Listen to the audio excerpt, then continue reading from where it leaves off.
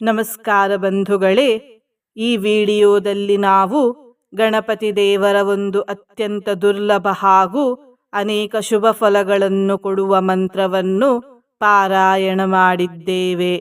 ಈ ಮಂತ್ರವು ರೋಗಗಳು ಬರದೇ ಇರುವ ಹಾಗೆ ನೋಡಿಕೊಳ್ಳುತ್ತದೆ, ಸಕಲ ದೋಷಗಳನ್ನು ಪರಿಹರಿಸುತ್ತದೆ, ಸಂತಾನಹೀನರಿಗೆ ಸಂತಾನ ಭಾಗ್ಯವನ್ನು ಕರುಣಿಸುತ್ತದೆ, ಆಯುಷ್ಯ ವೃದ್ಧಿ ಮಾಡುತ್ತದೆ, ಅಷ್ಟೈಶ್ವರ್ಯವನ್ನು ಕೊಡುತ್ತದೆ.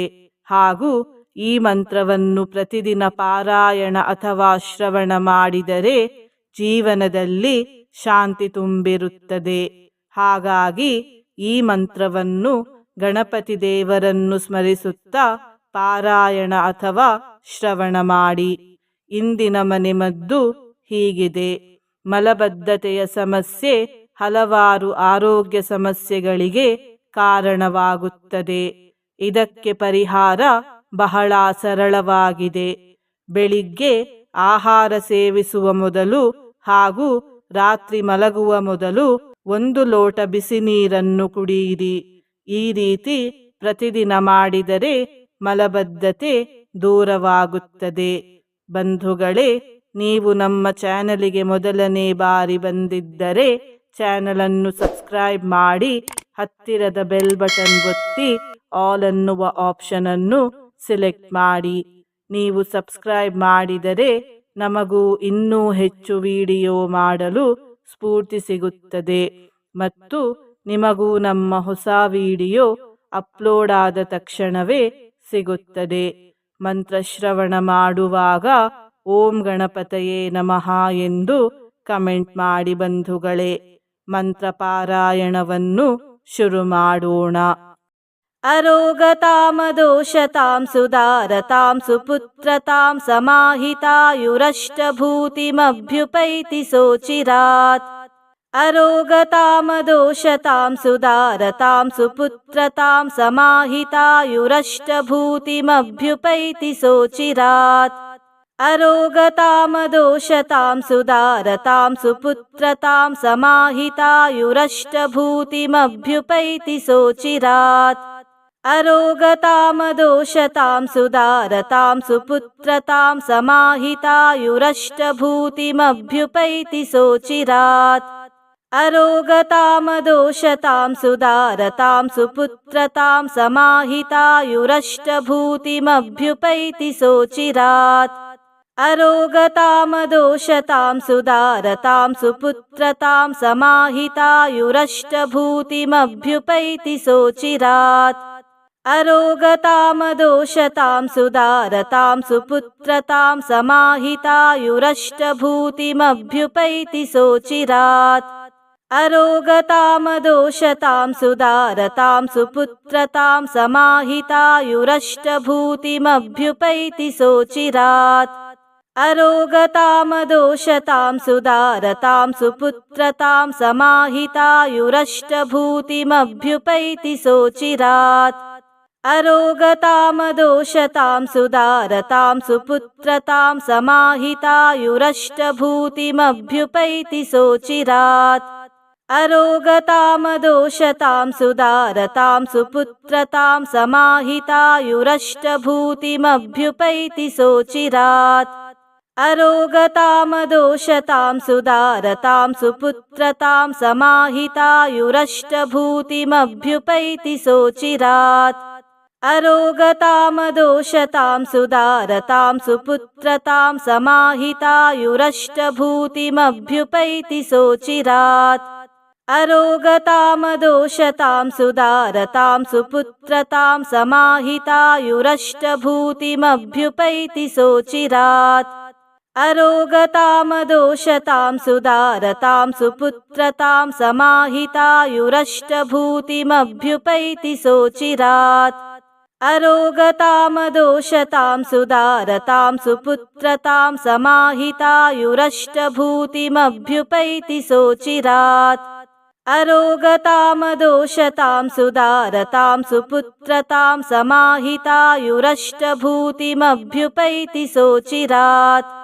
अरोगतामदोषतां सुदारतां सुपुत्रतां समाहितायुरष्टभूतिमभ्युपैति सोचिरात् अरोगतामदोषतां सुदारतां सुपुत्रतां समाहितायुरष्टभूतिमभ्युपैति सोचिरात् अरोगतामदोषतां सुदारतां सुपुत्रतां समाहितायुरष्टभूतिमभ्युपैति सोचिरात् अरोगतामदोषतां सुदारतां सुपुत्रतां समाहितायुरष्टभूतिमभ्युपैति सोचिरात् अरोगतामदोषतां सुदारतां सुपुत्रतां समाहितायुरष्टभूतिमभ्युपैति सोचिरात् अरोगतामदोषतां सुदारतां सुपुत्रतां समाहितायुरष्टभूतिमभ्युपैति सोचिरात्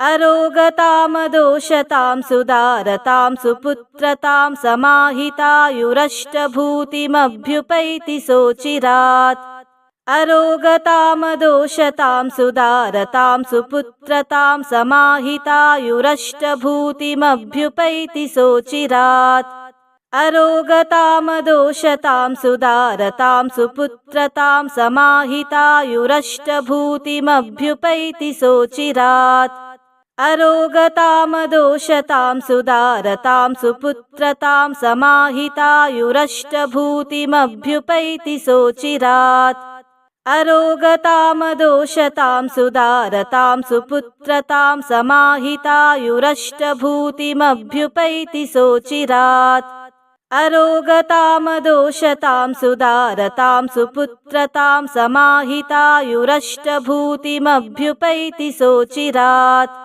अरोगतामदोषतां सुदारतां सुपुत्रतां समाहितायुरष्टभूतिमभ्युपैति सोचिरात् अरोगतामदोषतां सुदारतां सुपुत्रतां समाहितायुरष्टभूतिमभ्युपैति सोचिरात् अरोगतामदोषतां सुदारतां सुपुत्रतां समाहितायुरष्टभूतिमभ्युपैति सोचिरात् अरोगतामदोषतां सुदारतां सुपुत्रतां समाहितायुरष्टभूतिमभ्युपैति सोचिरात् अरोगतामदोषतां सुदारतां सुपुत्रतां समाहितायुरष्टभूतिमभ्युपैति सोचिरात् अरोगतामदोषतां सुदारतां सुपुत्रतां समाहितायुरष्टभूतिमभ्युपैति सोचिरात्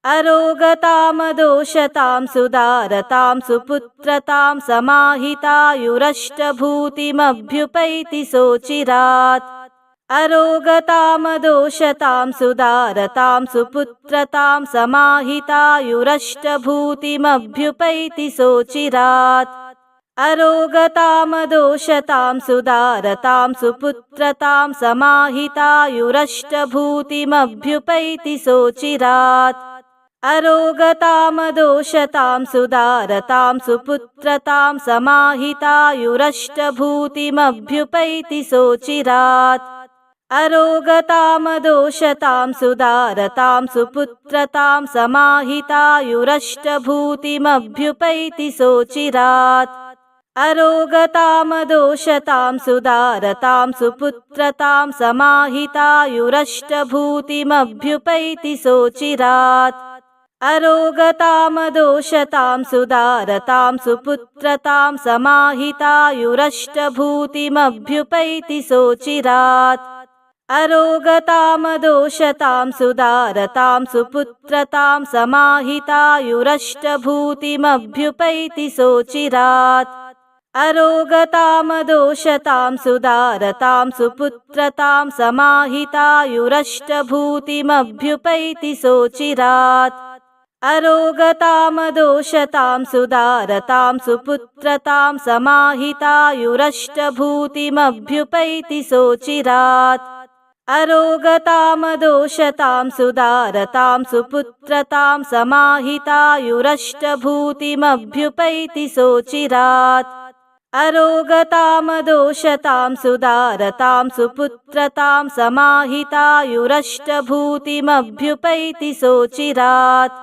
अरोगतामदोषतां सुदारतां सुपुत्रतां समाहितायुरष्टभूतिमभ्युपैति सोचिरात् अरोगतामदोषतां सुदारतां सुपुत्रतां समाहितायुरष्टभूतिमभ्युपैति सोचिरात् अरोगतामदोषतां सुदारतां सुपुत्रतां समाहितायुरष्टभूतिमभ्युपैति सोचिरात् अरोगतामदोषतां सुदारतां सुपुत्रतां समाहितायुरष्टभूतिमभ्युपैति सोचिरात् अरोगतामदोषतां सुदारतां सुपुत्रतां समाहितायुरष्टभूतिमभ्युपैति सोचिरात् अरोगतामदोषतां सुदारतां सुपुत्रतां समाहितायुरष्टभूतिमभ्युपैति सोचिरात्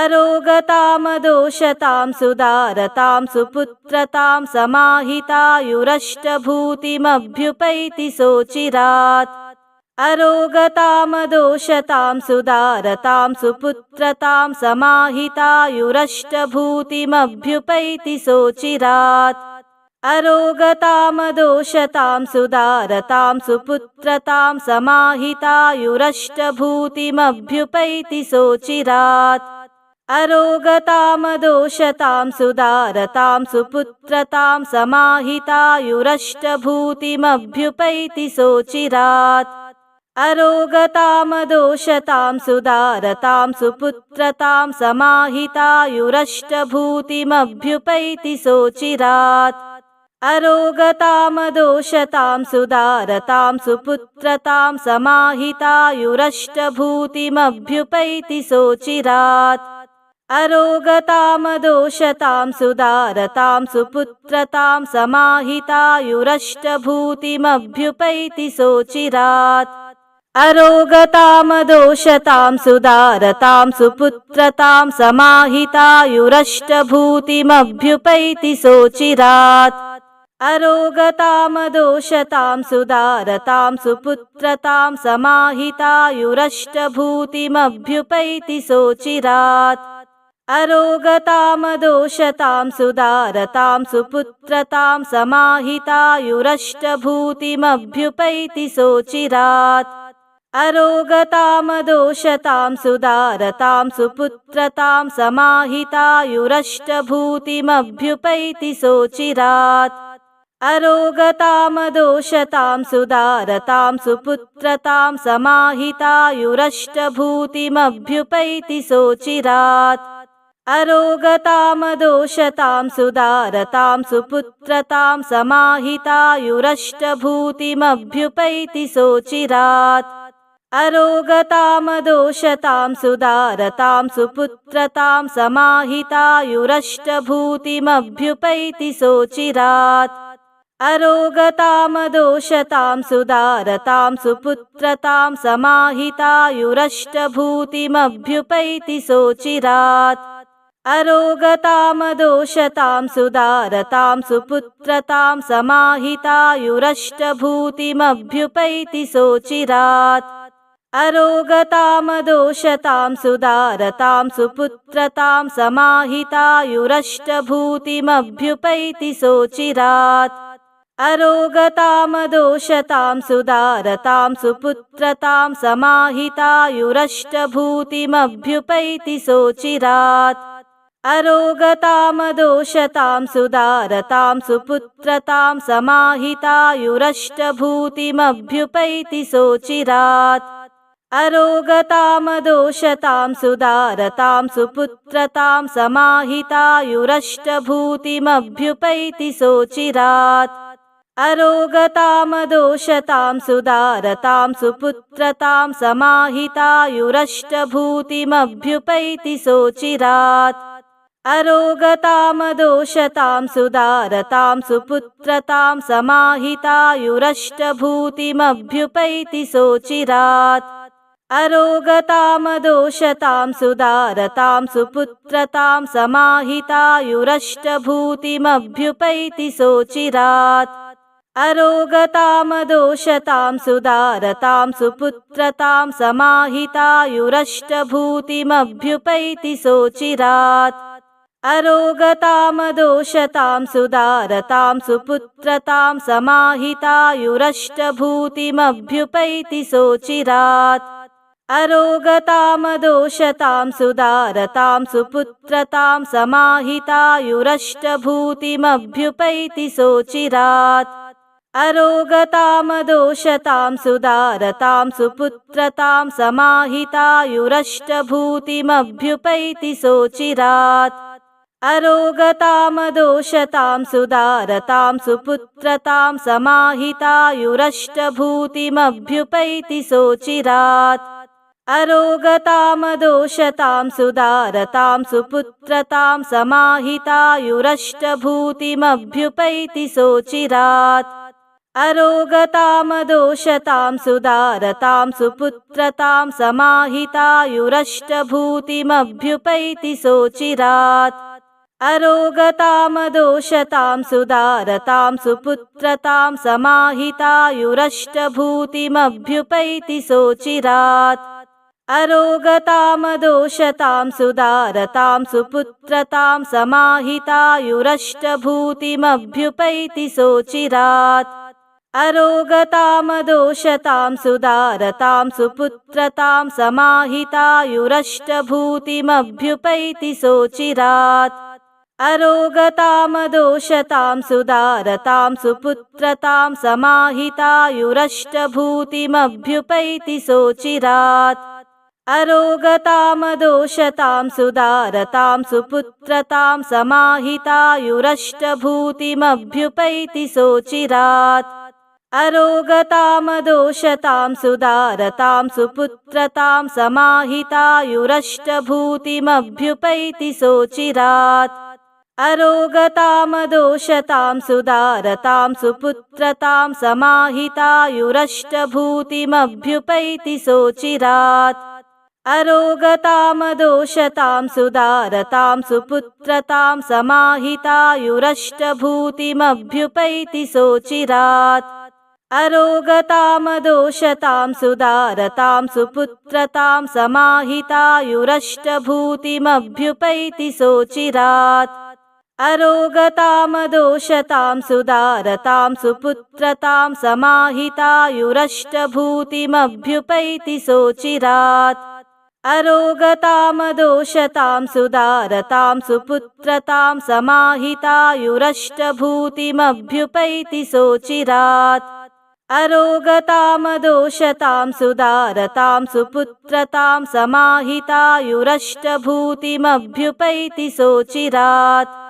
अरोगतामदोषतां सुदारतां सुपुत्रतां समाहितायुरष्टभूतिमभ्युपैति सोचिरात् अरोगतामदोषतां सुदारतां सुपुत्रतां समाहितायुरष्टभूतिमभ्युपैति सोचिरात् अरोगतामदोषतां सुदारतां सुपुत्रतां समाहितायुरष्टभूतिमभ्युपैति सोचिरात् अरोगतामदोषतां सुदारतां सुपुत्रतां समाहितायुरष्टभूतिमभ्युपैति सोचिरात् अरोगतामदोषतां सुदारतां सुपुत्रतां समाहितायुरष्टभूतिमभ्युपैति सोचिरात् अरोगतामदोषतां सुदारतां सुपुत्रतां समाहितायुरष्टभूतिमभ्युपैति सोचिरात्